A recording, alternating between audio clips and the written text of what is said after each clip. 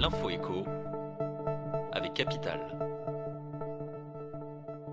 On commence avec une bonne nouvelle pour Boeing. Son nouveau long courrier, le 777X, a effectué samedi son premier vol inaugural avec succès, durant près de 4 heures dans le nord-ouest des États-Unis.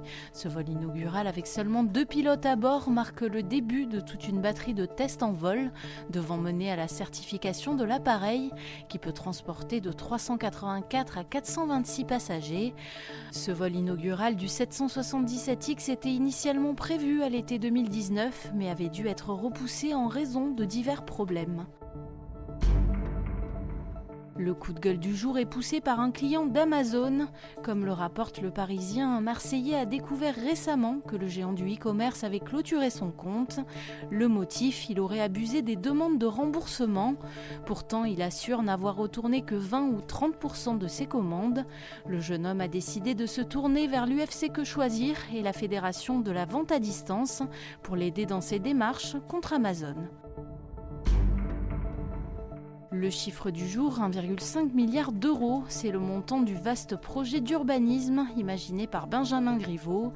Dans les colonnes du journal du dimanche, le candidat LREM à la mairie de Paris a annoncé vouloir transformer la gare de l'Est en Central Park parisien s'il est élu.